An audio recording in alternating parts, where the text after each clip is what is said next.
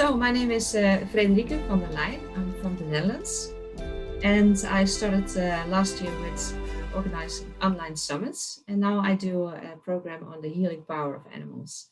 And my platform, as I call it, is called in Dutch Oude, Wijsheid, Nieuw, Bewustzijn.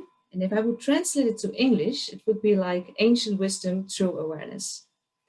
And what I share on this platform is like a lot of videos and interviews with people who talk about their own traditions and their culture, about shamanism, about the symbolism of animals. And now I work on the program, The Healing Power of Animals. And today I talked to Katie Pike.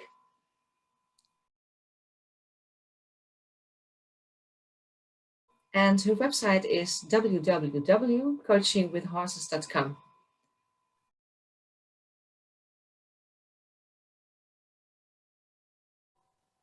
Yes, I started with a program which is called The Healing Power of Animals.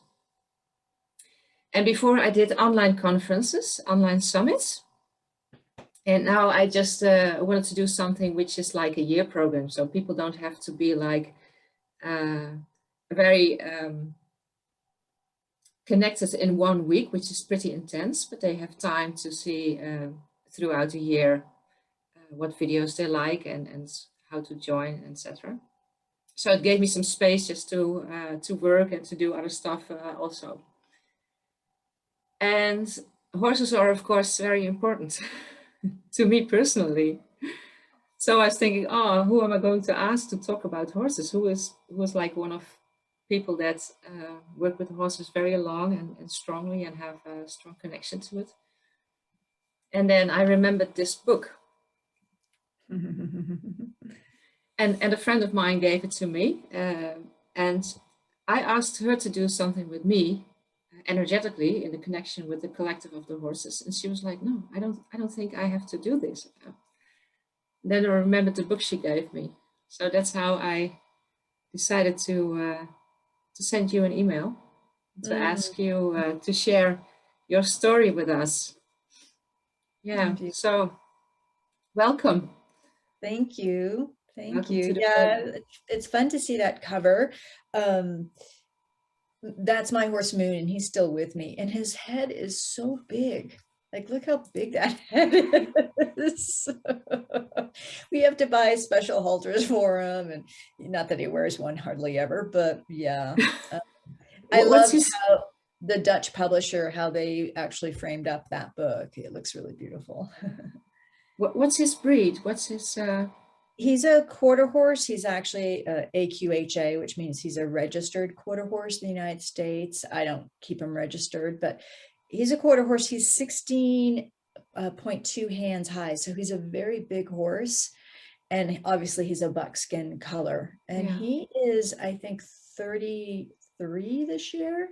No, I might be exaggerating. I think he's around 30. I need to check, obviously. But yeah, I think he might be 31. Wow. So he's getting up there in his years, but he looks great. He's spoiled rotten. But it's a really beautiful picture. I loved it.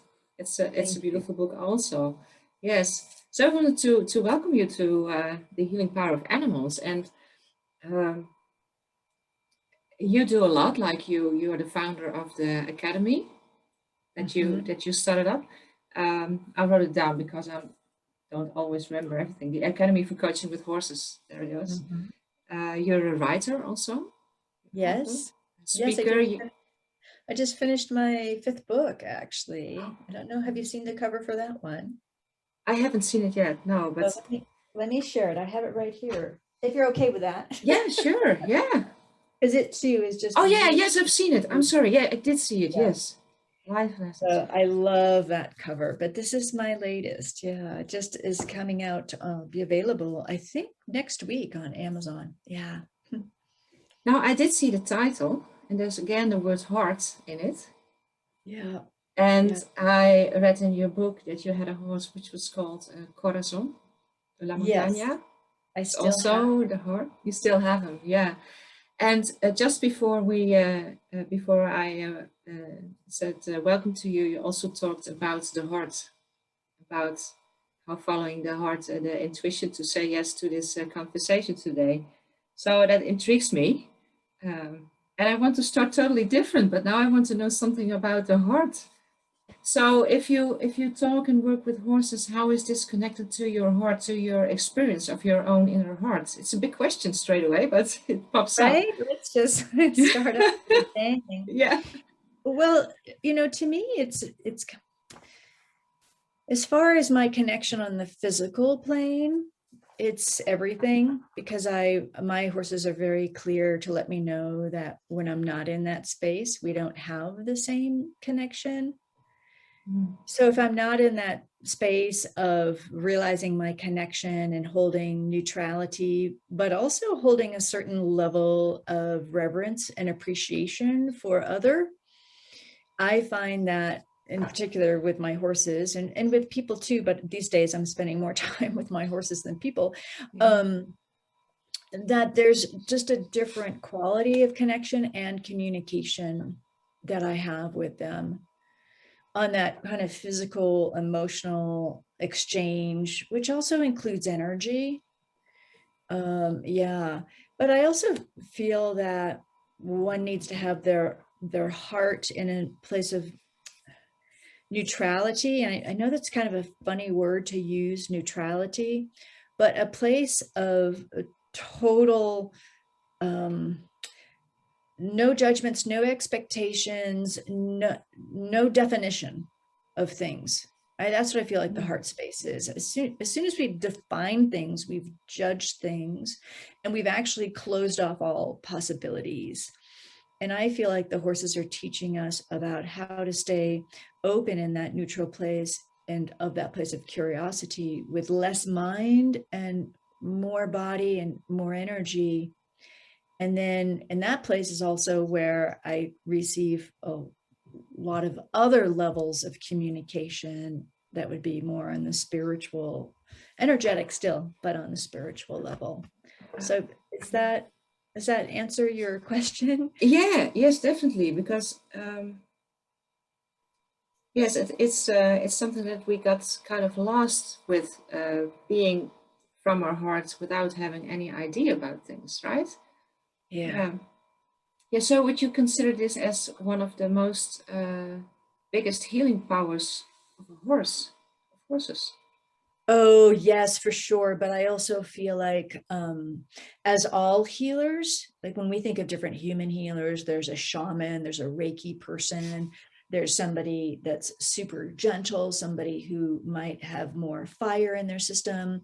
There's all these different styles in which we can heal and all these different ways in which we can heal. And so I really feel that the horses are very much like that, in that some of them, and I write about this in my new book, and there's actually a blog that also ended up in the book about the 4 ways that horses heal.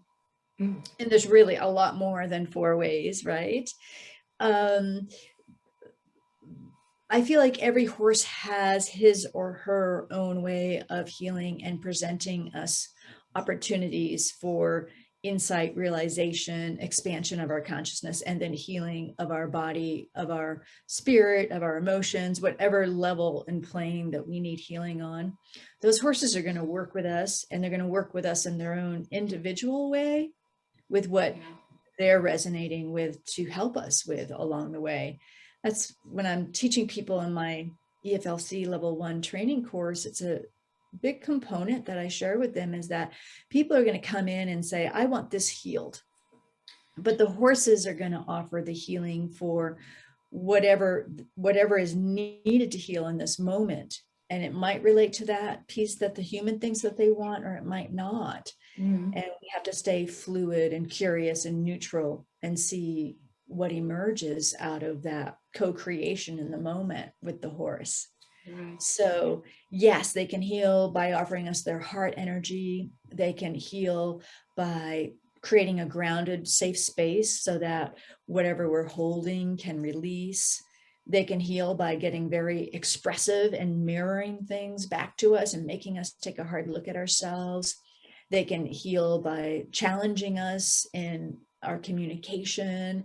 They can heal by offering us unexpected moments of true, deep presence that strikes us in that heart space or another place in our body with such profoundness that it's almost inexpressible, if that's a word. Yeah. Unexpressible. I do Yeah. understand. Yeah. Yeah. So just as there's so many ways to be with horses, there's so many ways to receive healing from them too. Yeah. It's nice that you mentioned that horses have their own way of connecting to people. They go work with a horse with the idea, I want to work on this, and then a horse may touch something else. Do you believe that a horse has a larger awareness about what should be touched first before there's space enough to, let's say, heal something else? Okay, so you mean a horse saying what needs to be touched on for them first or for the human? For the human? So ask that question again, because I want to make sure I heard it correctly. Yeah, so I was thinking if horses know, like on a bigger scale, on a bigger point of view, with the person that needs some healing, that they know what would be the right step to take first. Because we come in with an idea that we have a problem, but this problem can be a symptom of something else, which actually should be addressed first. Yeah. So you're asking me if they have the capacity to think in that linear way. And I don't know, and I don't think so personally. I don't think they're linear like we are. I do think that they see parts that can come together, especially on the physical plane. Yeah. But I think that they're so present in the moment that they really respond to what is in the moment. And so whatever is in the human consciousness or the human field or the human emotional, mental, or physical body, that's not in congruency or that's not in alignment or that has a different level of vibration or even a different type of scent in that area, which also indicates being out of congruency or a chemical thing going on, they're going to respond to that. And then they're going to respond in whatever way feels appropriate for them or is natural for them to respond to that. And when we can enter into the herd like another herd member with less mind and more body and more sensory awareness and more presence through sensory awareness, then what they're really doing is they're behaving with the human as they would another horse.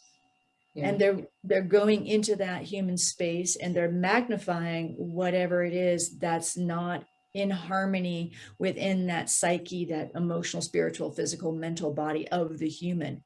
Because the horses in their herd, they need that harmony. They need that consistent harmony within each individual, and of course also within the herd, so that they can thrive. So it's a natural thing for them to do that and to show up for each other that way. They don't really think about it, right? Because it's the collective that is more important. I don't even think that they have the consciousness of I'm healing you or I'm doing this to you or I'm doing this for you. It's just their natural way of being. Yeah. Mm-hmm.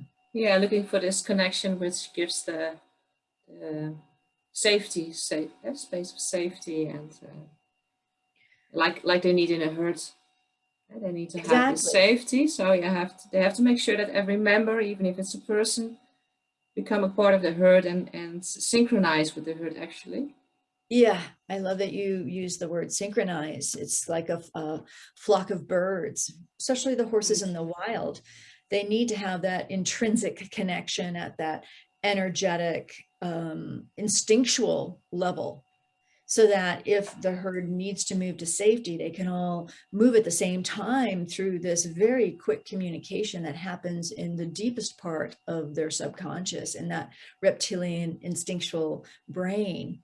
But if one horse is ill or one horse is not 100% in harmony or close to that, right? If they're just out of sync with the rest of the herd, then it affects the whole entire herd and their ability to become one organism that's moving towards safety, or even moving toward food and water.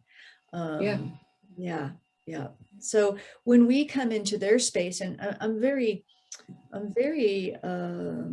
I like to work with the horses by respecting that we're coming into their space, and go to their space to become more like them and to understand them, versus having them come into our space and asking them to do for us and to be with us in our way.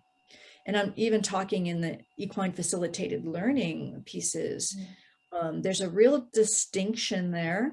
And I love entering into the herd and becoming one with the herd through, again, that deeper level of awareness of our sensory landscape of present moment, the power of the present moment, and learning how to quiet the mind. Yeah. And it is not easy, right? No. All been there. I remembered I was working with Exmoor ponies. They're from England once, and they were wild. And I said to myself, wow, this is going to be a huge lesson of being patient. And I totally learned that it was not the idea at all. Because if you think you have to learn to be patient, then you are kind of busy with doing something or getting somewhere. And when you work with a horse, it's not part of the world of their. It wasn't about patience, it was about connecting. Yeah. Connecting and see how safe it was with such a wild pony, and me who wanted to connect to it and touch it and learn some stuff, So it was a huge lesson. Yeah. And that's what you said about our ideas, our perspectives, and we enter and we try to connect with certain ideas, and just have to throw them overboard. Yeah.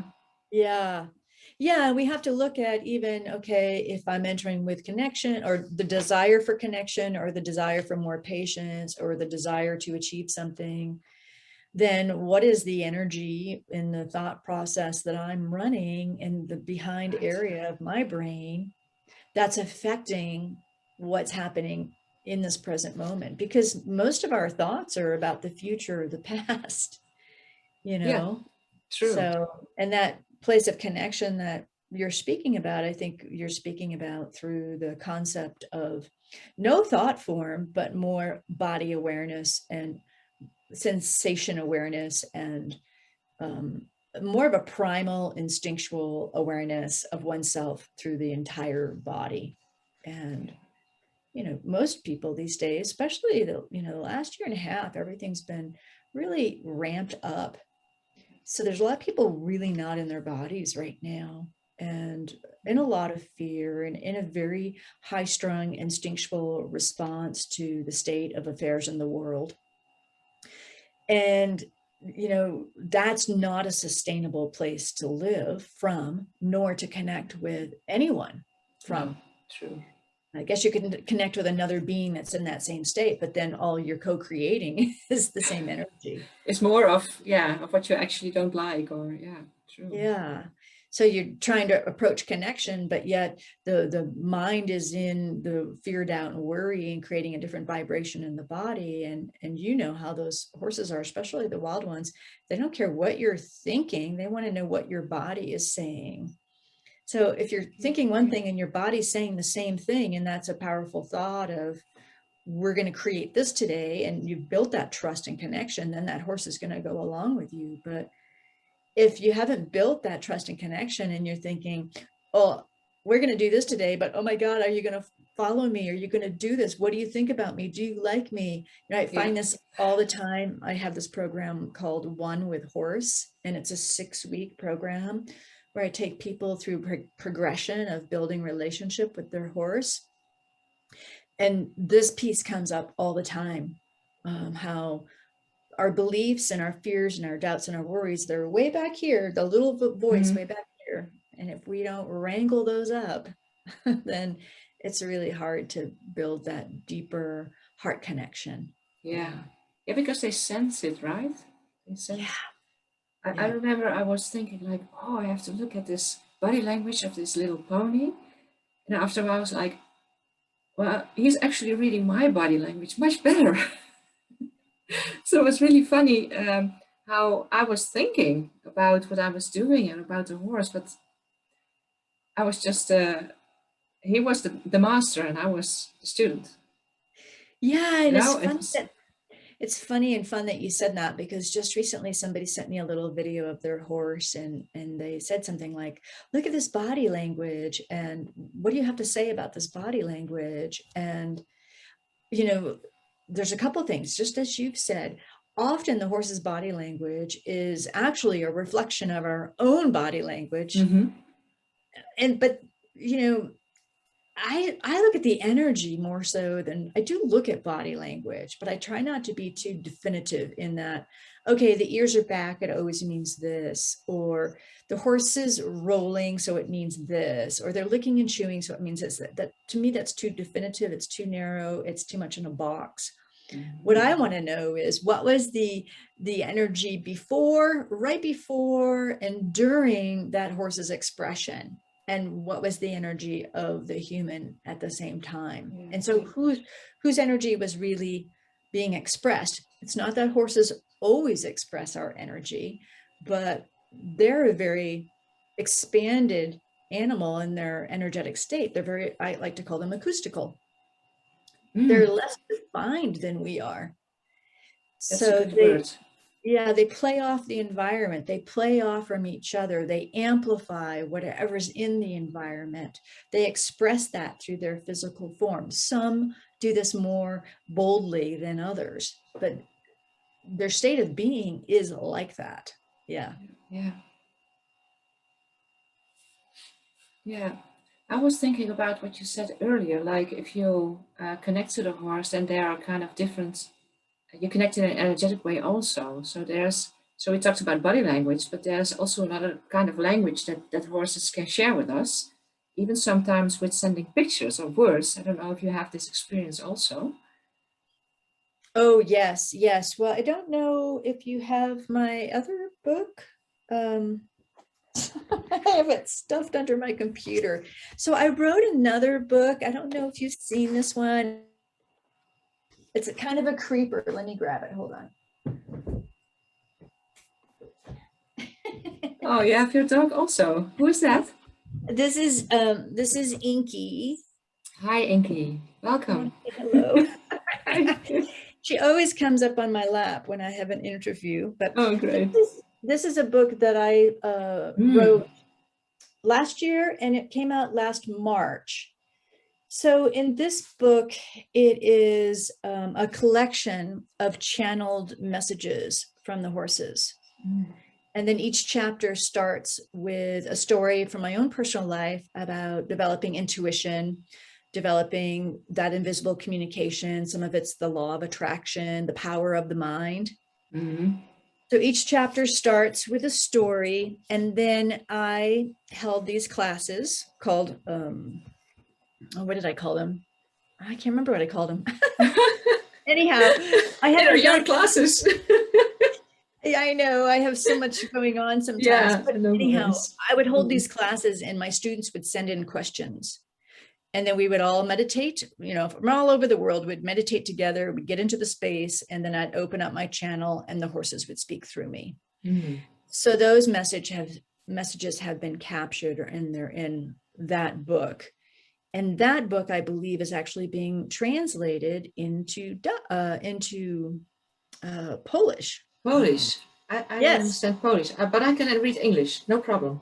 Right? I'm like, okay, I hope they do the translation well, because I won't know. But it's an English book and it's in Polish also?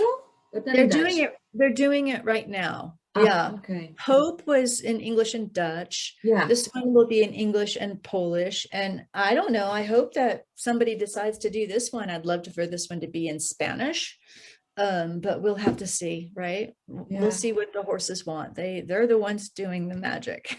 Most Dutch people understand English and read English, no problem. So that will be okay. The people that see this interview, they can read, of course. Yeah. So you already mentioned it a bit, like how how your life developed, and how your intuition developed during all the meetings with different horses and people, of course, and your work. And I'm going to grab the book again because I have it here. Hope is the first word on the cover of the book. And Hope was a very special horse, right? Yes. Yeah. So could you share like one or two things that she meant to you, for maybe for where you are nowadays as a person? Yeah,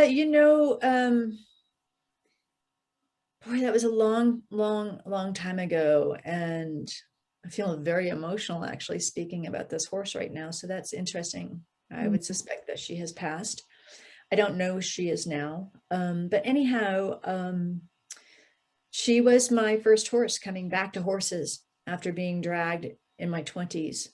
And I was too naive to realize what I had, actually, to be honest with you. And I didn't have enough personal power to really claim what was rightfully mine, or what was meant to be. And then part of me is like, and it wasn't, so maybe that was the right thing too. But anyhow, I'm digressing. So she taught me, it was so powerful. She was very, very in tune with me, and she picked me. I remember she came across an arena. I was standing there. She came across this arena, and she just planted her head right in my chest. And I was just like, oh my God, I had never experienced that from a horse. My last memory was being dragged and kind of being with a different energy. And so, long story short, I started to ride her, and I was in these different clinics, and I didn't have any skill. So I'd just be on her and I'd say, okay, do what they're doing. And then she would do it. And, and it was just really kind of crazy. And I was deeply, deeply connected with her. And then somebody kind of came in, and that got messed up. Somebody else ended up kind of leasing her out from under me. It was very, these things happen when we meet a horse and we don't say, I need to be with this horse, then that's what happens. So, but then I went back to Boulder, and there were moments, there's this one particular moment where I just could not get her out of my head. So I called the lady who owned her. And of course, that day the mare had gotten hurt. I kept seeing a vision of her head. She had gotten hurt that day. So she was still communicating with me, and I just couldn't get it together to get her to Colorado. So I never ended up with that beautiful red mare. She was really something else. And she was the one that opened the door for me to realize the power of horses to bring so much to us so quickly. That was a very long time ago. I don't even want to say how long ago that was. It was like 20 years ago, I believe. Yeah. So, I was already coaching. I'd been coaching for 5 years, life coaching. And, I would coach people, and I would also receive coaching. And sometimes things would take a long time to move through or to understand. And when I worked with Hope, she taught me about myself like that. I write about it in the book, the story of being in the round pen with her. And I got to really experience what my energy did when I felt overpowered by another. And it was something that I had been in conversation around with my coach for half a year. And, Hope taught me right then and there. Here it is, right here. Deal with it.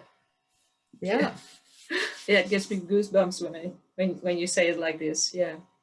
Yeah, it was do you think, I'm sorry to interrupt you. I would really like to ask you this. Do you think if she would have been with you straight from the beginning, that you would have learned the things that you learned now, being without her?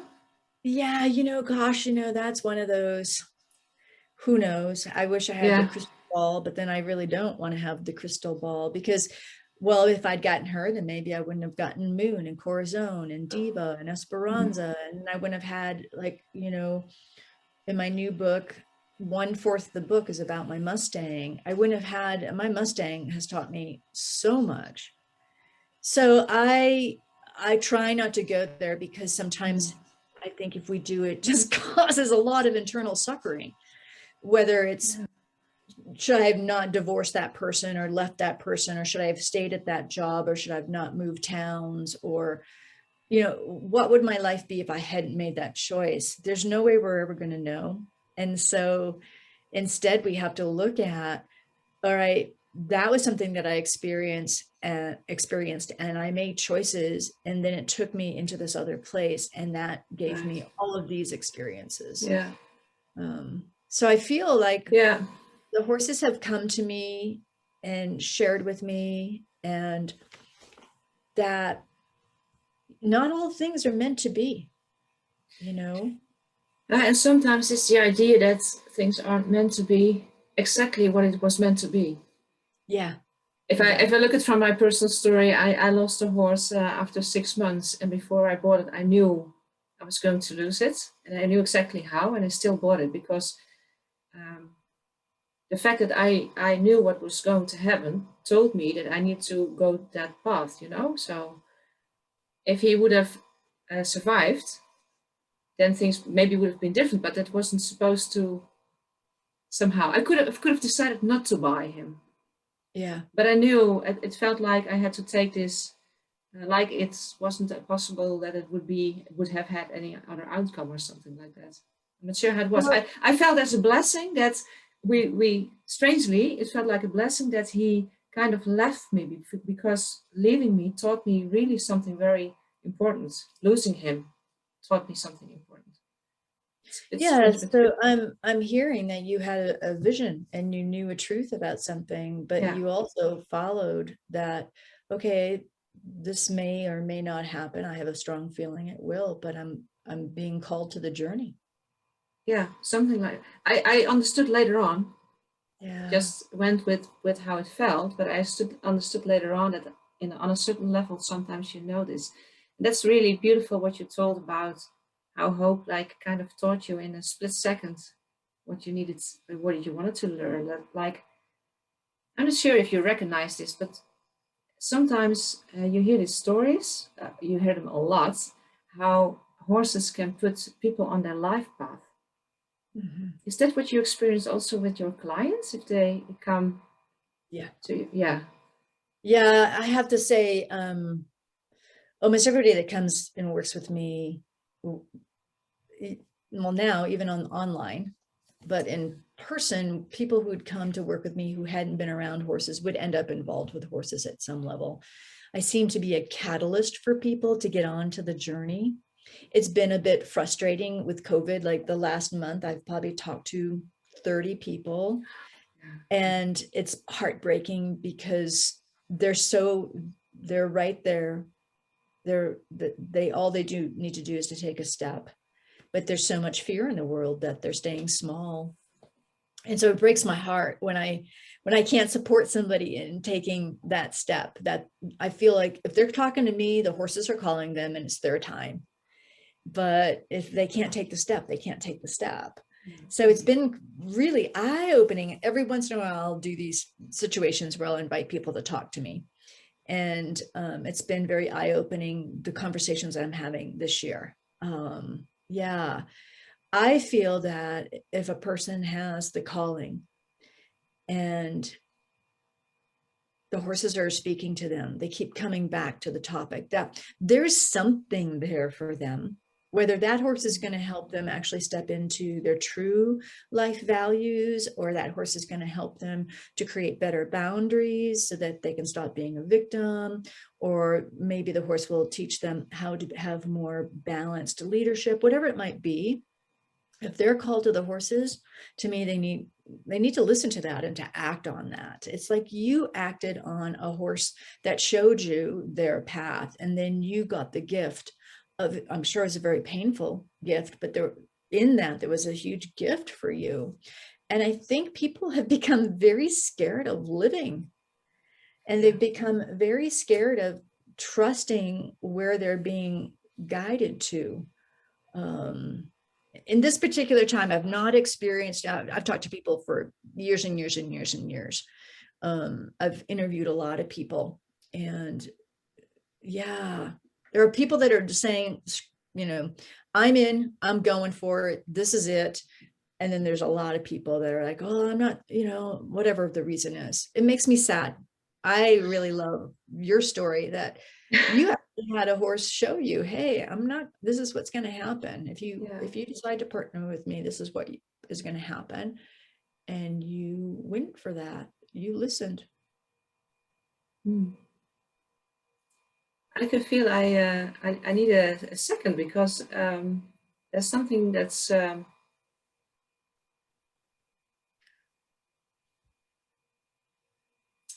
know if you can sense something right now.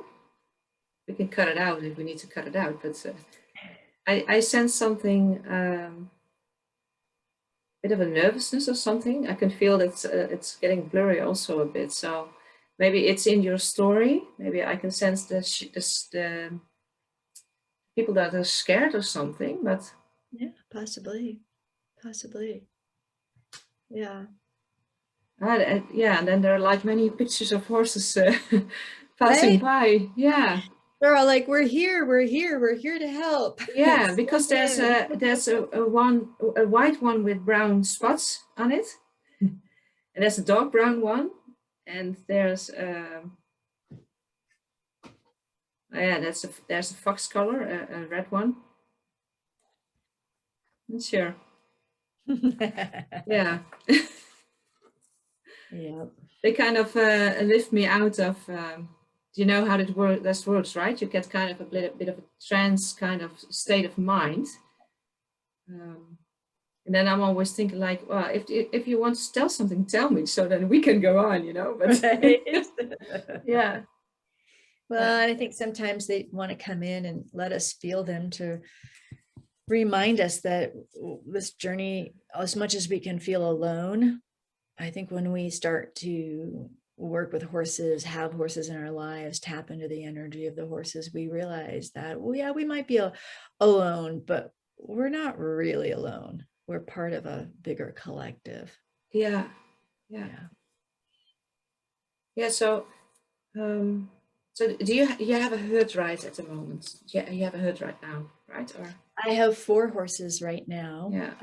I have 2 mares and 2 geldings. My Mustang was wild until, they say, 5.5. I wouldn't doubt if he was older. And he came in as a stallion. I'm very sure of this because of his behavior. So he's been a really big learning curve for me. He was my second horse. And, to this day, sometimes trailer loading can be a very painful experience for us. Sometimes he just loads up, sometimes he doesn't. So he's very powerful, majestic. He's a very, very interesting horse and very noble. And then I have my buckskin Moon, who's on the cover.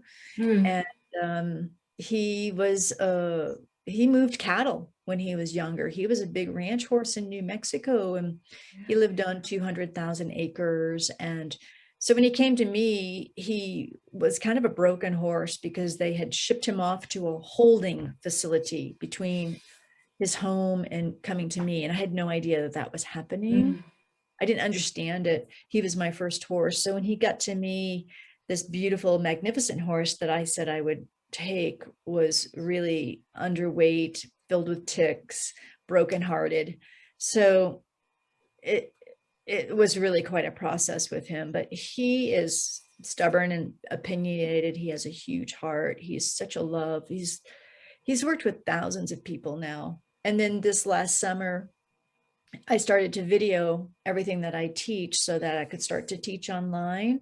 And I've always believed you can't capture it on video. You just can't, there's a distraction and blah, blah, blah. Well, Moon, it was like he knew. Moon, of all the herd, he was the one that kept showing up saying, I'm doing it. I'm doing it today. I'm doing it. And then also, I think part of what was that he kept healing me. It had been such a long time since I had received. I have him on my lower screen right here. So yeah, you could look at him. Yeah.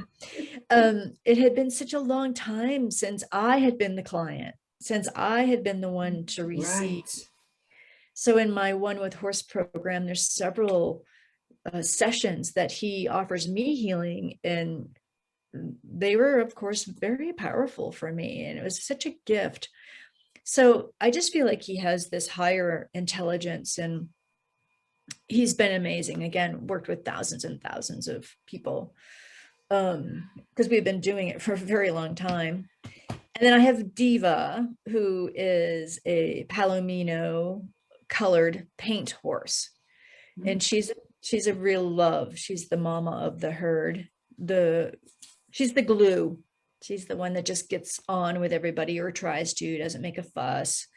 Yeah, and I rode Moon a lot. I did ride Corazon, but not a lot. I just figured it wasn't a good match. And then Diva and I rode a lot, and I write a couple stories in my book about these special moments with her riding. And then I got this big gray horse. Her name is Esperanza. She's half Frisian and half Arab. Super intelligent. And she's just this big, bold, bossy, loud mare. I'll be sitting in my office typing away, and I'll be like, oh, she starts screaming if I'm 2 minutes late to feed time, right? She's that sort of horse. And then if I even go out there, she's yelling at me, it's not soon enough, give me my food. She's really, but she's amazingly in tune, and she's super light in her body. So she's quite dynamic to dance with. And I've had a lot of fun exploring with her and coming to understand her better. And yeah, there's still a lot more that I want to do with her. It's the same for everybody, but there's something I believe that she and I will be doing that will be lighter and more creative. And yeah. So, in the near future. Yeah, this summer we'll start exploring that a little bit more. I've given her some time to just find her place in the herd. And I don't really work my horses. I don't really ride anymore. So my horses are on holiday unless they're working with people. They get groomed, and I'll do a little bit of things here and there. And if anything, I'll do liberty work with them. And it's not really liberty work, it's liberty play. And I talk and teach about this in the One with Horse program. How can we get into the herd, become one of the herd, but also be in communication and be moving and be noticing and all of that. I feel like it's such an important learning curve for people to work with herds that way, to really understand their place and to understand the subtleties of communication and where the communication comes from, whether it's a tool or from the actual body or from the mind or the combination of all three. To me, that feels really important for people to experience, to become more integrated in their leadership. Yeah, and especially when they go into a herd where there is a certain hierarchy between the horse, they have to find their own place. So and then understanding how, like, learning, it's not you have to understand beforehand, but you have to really watch and understand, well, how are these horses going to respond as I enter into the herd, and how does it change up everything? And then if we start to move in this way with this energy, what will it evoke out of the herd, and who will do what? And having that curiosity to learn from that, to me, it's so much fun. We hardly ever put halters on my horses. My horses get haltered when the vet comes and when the farrier comes. Other than that, never. They've been hanging in the barn now for 7 years, and or if they're going the trailer, right? Those are, but otherwise we move them around without. They weren't born with a halter, so right. They don't need it. To them, it's something strange. It's something that we need in a way. It's really nice what you tell about being in a herd, because if people just enter their office or something, it's the same dynamic in a way. But we're just not aware of it. We need to be in a herd of horses to become aware of our own body language, of our how it feels and how we behave. And yeah. So if you've done a lot of work with horses and with clients, and you wrote books and did some interviews, of course, a lot. If there would be one answer, what is the biggest trait of a horse which gives it its healing power to people? What would that be? The top aspect of a horse that gives the healing? Yeah. There's of course no top, but if you had to pick one, if you had to pick one. Questions. Well, for me, and it kind of encompasses everything, but their way is opposite of the human way. It is their actual essence and their way of being on Mother Earth and being part of Mother Earth, and their way of assimilating and understanding the environment in each other. To me, when we can start to study that and we can start to embody that, it's when we shift out of our conditioned self, our conditioned mind, our conditioning of who we think we're supposed to be in the world, and we return back home to a more authentic way of being, because the horses are teaching us to come back home to our own sensory awareness, to our own breath, to our own hearts, to our own physical form, to our presence or present time. And in those, when we start to embody all of that, then we're connected to a higher self. We're connected to Mother Earth, and we're coming from that integrated place that we see the horses in the pasture coming from. And then we have so much more available to us in how we want to live our life, how we want to be in relationship, how we want to lead others, how we want to be of service, and how we want to contribute. So it's really learning their way, which I know you really understand. I can only imagine what this experience was with the horse that you brought in that later passed. But you know, the fact that you too, like halters, who cares about halters? It's like, we're here to be on the land with them and to be different with them. This is why I said, yes, I'll have this conversation with you, because I intuitively really got where you're coming from with the horses. Yeah. Thank you. Well, what's your answer to that question?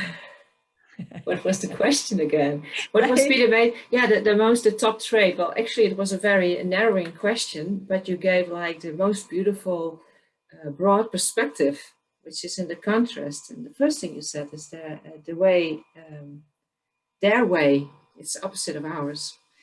What would be my yeah.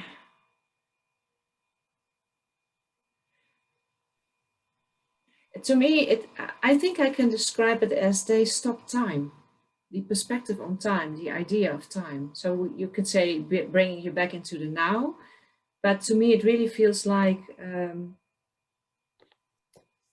it's also a bit strange. It feels like everything stops. And as soon as you realize that you kind of go a bit inwards and connecting with yourself and with your heart, and suddenly everything goes out really wide. So you get a really bigger world, as you mentioned also. So I would describe it as they help me to stop time, because if time stops, then you have, as you said, a different kind of communication. I love it when they send pictures, or to me it translates like pictures or words. Like if you work with a client and sometimes it's just, I'm not quick enough, and then especially Summer, the horse that's called Summer that likes to do it, then she's like fed up with it. So she walks away, walks to me, goes stand in front of me, and then she gives me a word. I can just hear it really clearly. And then she walks away, and then I can continue with my clients. So that's just amazing. Yeah, so they open up a different language in a way. Yeah. Yeah, they do. And I think when we can work with clients on an ongoing basis, we help them to open up those 4 different ways that we receive messages and intuition and information from the horses. And our clients start to develop that same skill that you have developed, that I have. And then because of that, their life becomes easier because they're listening. Right. So, I mean, the list goes on and on and on and on, right? Yeah. But I think that as human beings, I think we've become a very contracted species. We've become very narrow in our thinking. We've become very exacting. We've become, we have these needs to be right, to be seen, to be heard, to be loved, to be whatever they are. And we become very tight in our energy field and very stressed when those needs or beliefs about what we need are not being met. And I think the horses offer us an opportunity to get beyond that human conditioned way of being in the world that's so prevalent right now. Automated, super busy minds. We're in this high beta brainwave so much of the time. And if horses are in their natural state, they're not in high beta. They can go to high beta and they can use that brain wave to function and to be brave and war and all that sort of things like they have for us. But their natural state is not a beta brainwave state, right? They're in a very relaxed state. And so they bring that energy to us if we choose to engage with them in their way. But the history of how we've interacted, not the entire history, but the general history of how we've interacted with horses is that we've asked them to come into our way and to serve us, and to be something for us, and to do something for us, and to show up in a particular way for us. And this is where, when people start to get on the path where they have to break these things down, and it's not always that easy, but it's a really important part of honoring horse and honoring the consciousness of horse and what they're here to do with us and for us. And that reversal of thinking and the reversal of agenda, it goes really deep. It's very covert. It's very subtle. So we have to really look at, why are we in partnership with horse? And are we asking them to come into our consciousness and our field of what we desire? Or are we truly looking to them as our teacher, and we as the noble, or the humble? They're the noble teacher, we're the humble student. And approaching it from that perspective. And that's a whole other perspective. That's like I go out and feed my horses, and it's like, good morning, masters. Thank you for being in my life, and thank you for your beautiful magnificence, and fill them with that appreciation and understanding of what they're offering me just in their presence.